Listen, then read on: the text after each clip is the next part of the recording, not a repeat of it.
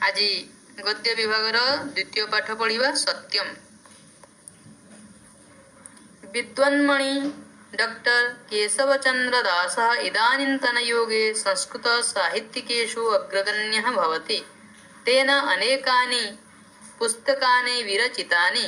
तस्य पुस्तकेषु एकदा इति लघुकथा संग्रह ग्रन्थः अन्यतमः। अयं विषयः तस्मात् कथाग्रन्थात् उद्धृतः। विद्वान्मणि डॉक्टर केशवचंद्र दास वर्तमान युगरे इदानीन्तन युगे वर्तमान युगरे संस्कृत साहित्यिकेषु संस्कृत साहित्यिकमानक मध्यरे अग्रगण्य भवति। से आगुआ अटंती। तेन अनेकानि पुस्तकानि विरचितानि। तांक द्वारा अनेक गुड़िए पुस्तक रचित होइछि। तस्य पुस्तकेषु एकदा इति लघुकथा संग्रह ग्रंथः अन्यतम। तांकर पुस्तकमानक मध्यरे एकदा बोली क्षुद्र गल्प संग्रह ग्रंथ अन्यतम। एकदा नामक गोटे पुस्तक अछि जेउथिरे कि अनेक गुड़िए क्षुद्र क्षुद्र गल्प से रचना करी रखिछन्ति। अयं विषयः तस्मात् कथा ग्रंथात् उद्धृतः। एही विषयटी सेही गल्प संग्रहरु उद्धृत अटे। वर्तमान प्रथम अनुच्छेद को पढ़िबा। अन्यद्युः पितामही अलिन्दे उपविश्य जपमग्नास्ति। पुलोमया उपधान निकटे उपविश्य तस्याः मुखं पश्यति।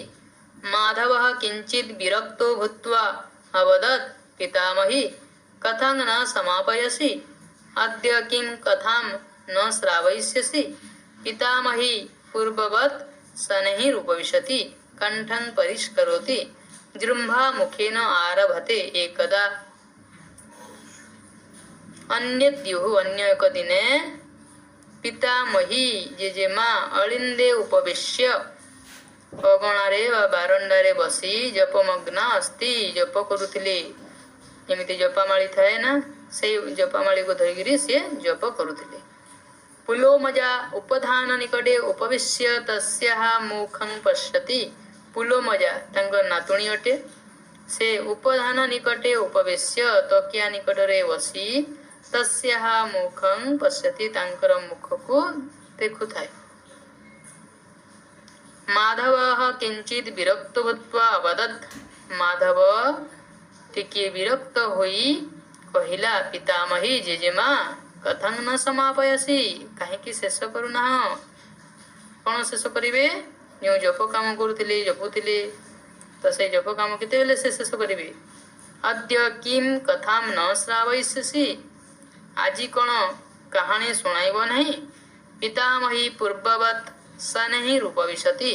जेजेमा पूर्व परी चुपचाप बसीथिले। कंठं परिष्करोति, कंठ को टिके परिष्कार कर दिले। जृम्भा मुखेन आरभते, हाई मारी आरंभ कले। एकदा थरे एठारे लक्ष्य करिबा जे केशवचंद्र दासंकर प्रत्येक गल्प एकदारे जहा किछि जो जो गल्प अछि से समस्त गल्प एकदा शब्दरु ही आरंभ। वर्तमान এই अनुच्छेदरे थिबा शब्दार्थ संधि विच्छेद एवं शब्दार्थ विभक्ति को देखिनेबा। अन्यद्युः अन्य एक दिन पितामही जेजेमा अलिन्दे अगणारे उपधान तकिया किंचित किम युक्त चित विरक्तो भूत्वा विरक्तः युक्त भूत्वा शनैरुपविशति शनैः युक्त उपविशति परिष्करोति परिहि युक्त करोति परिष्करोति सकारण विभक्ति तस्याः शेषे षष्ठी।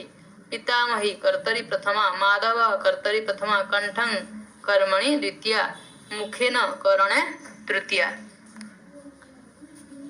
एठारे देखिबा अन्यद्युः पितामही अछि। एठारे पितामही कर्तरी प्रथमा अटे, किंतु आउ गोटे अछि एठारे पितामही एठारे ह्रस्वई अछि एवं संबोधन चिन्ह अछि। एहा हेउछि संबोधने प्रथमा। ताहेले वर्तमान द्वितीय अनुच्छेद देखिबा। एकदा एकस्मिन् ग्रामोपान्ते एका पुष्करिणी आसीत्। तत्र ग्रामस्य जनाः स्नानं कुर्वन्ति वसनं क्षालयन्ति तत्रैव ते शौचकर्म कुर्वन्ति तस्मादपि जलमानीय पीबन्ति पाकादिकर्म च कुर्वन्ति तत्रैव गोमेषच्छागादीनां स्नानमपि कारयन्ति पुष्करणीं परितः नानावृक्षाः सन्ति केचन वृक्षाः तटसंलग्नाश्च वर्तन्ते पुष्करिण्याः अपरभागे एकः आश्रमः अस्ति तत्र एको मुनिः निवसति सोऽपि तर्पणादिकं कर्म तत्र करोति किन्तु सदा असन्तुष्टो भवति सः जनान् अनुनयति बारम्बारमपि उपदिशति परं न कोऽपि तस्य वचनं शृणोति एकदा ମାନେ ଥରେ एकस्मिन् ग्रामप्रान्ते गोटिए गाँ मुंडरे बा गाँर शेष भागरे एका पुष्करणी आसी गोटिए पोखरी थिला तत्र ग्रामस्य जनाः स्नानं कुर्वन्ति सेठरे गाँर लोक माने स्नान करन्ति सेठरे से माने गाधोई थांती वसनं क्षालयन्ति लुगा सफा करि थांती तत्रैव ते शौचकर्म कुर्वन्ति सेठरे शौचकर्म करन्ति तस्मादपि जलमानीय पिबन्ति सेठारो जलवाणी पिबन्ति पाकादि कर्म च कुर्वन्ति पाकादि कर्म माने रोषेई कार्य सही जलवाणी की रोषेई कार्य मध्य करन्ति तत्रैव गोमेष छागादीनां स्नानमपि कारयन्ति सेठारे गाई मेंढा छेली इत्यादि जीवजंतु मानकु गाधेई थांती पुष्करणीं परितः नाना वृक्षाः सन्ति पुष्करणीर चारिपटे विभिन्न प्रकारर वृक्ष थिला केचन वृक्षाः तटसंलग्नाश्च वर्तन्ते केते गुड़िए वृक्ष तटको लागिकी रहिथिला पुष्करण्याः अपरभागे एकः आश्रमः अस्ति पोखरीर अपरभागरे गोटी आश्रम थाए तत्र एको मुनिः निवसति सेठारे गोटी मुनि रहुथिले सोपि तर्पणादिकं कर्म तत्र करोति से मध्य तर्पण कार्य से पोखरी रे सेठारे करुथिले तर्पण कार्य जेमिति सूर्य को जलदान करन्ति सेटा तर्पण कार्य किंतु सदा असंतुष्टो भवति किंतु से सब बेले असंतुष्ट होथांती सह जनान अनुनयति से लोक मानकु अनुरोध करन्ति बारंबारमपि उपदेशति बारंबार से उपदेश दियन्ति परम न कोपि तस्य वचनं शृणोति किंतु केही मध्य तांकर कथा शुणन्ति नाही वर्तमान यार अर्थ देखिनेबा एकदा थरे ग्राम पान्ते गाँ मुंडरे बसनं लुगा ख्यालयन्ति धुवन्ति तत्रैव सेठारे ही पाकादि कर्म रोषेई काम छाग छेली परितः चारिपटे केचन केतेक तत्र सेठारे निवसति वास करन्ति अनुनयति अनुरोध करिबा कोपि केही मध्य आनीय आणी गो गाई मेष मेंढा संधि विच्छेद ग्राम पान्ते ग्राम युक्त उपान्ते तत्रैव तत्र युक्त एव तस्मादपि तस्मात् युक्त अपि जलमानीय जलं युक्त आनीय स्नानमपि स्नानं युक्त अपि तट संलग्नाश्च तट संलग्नाः युक्त च एको मुनिः एकः युक्त मुनिः सोऽपि सह युक्त अपि बारमपि बारं युक्त अपि कोऽपि कः युक्त अपि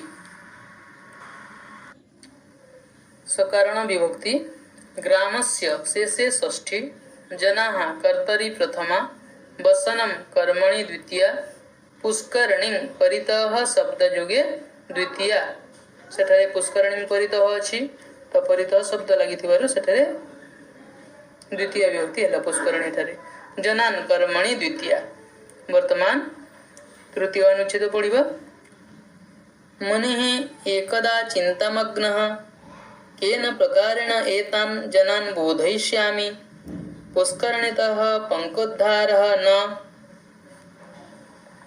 भवति प्रतिदिनं च जलं प्रदूषितं भवति प्रदूषितं जलं पीत्वा जनाः अपि ऋग्णाः भवन्ति कथम इमे वारणीयाः मुनि एकदा चिंतामग्नः मुनि थोरे चिंतारे पड़गले केन प्रकारेण एतान् जनान् बोधयिष्यामि क्यों प्रकार रे एही लोक मानंकु बुझाइबी पुष्करणीतः पंकोद्धारः न भवति पुष्करणी रु पंक उद्धार हेउ नहीं जेते भी पंक अछि कादुओ अछि केबे भी ताहाकु पुष्करणी रु सेटा अलगा करू नाहंती प्रतिदिनं च जलं प्रदूषितं भवति प्रतिदिन जल प्रदूषित हेउछि प्रदूषितं जलं पीत्वा जनाः अपि रुग्णाः भवन्ति प्रदूषित जल पी प्रदूषित माने कोन मैला मैला जल पी लोक माने मध्य रोगाक्रांत हेउछन्ति कथम इमे वारणीया केमिति एमानंकु वारण करिबी वर्तमान एहार शब्दार्थ संधि विच्छेद एवं सकारण विभक्ति देखिनेबा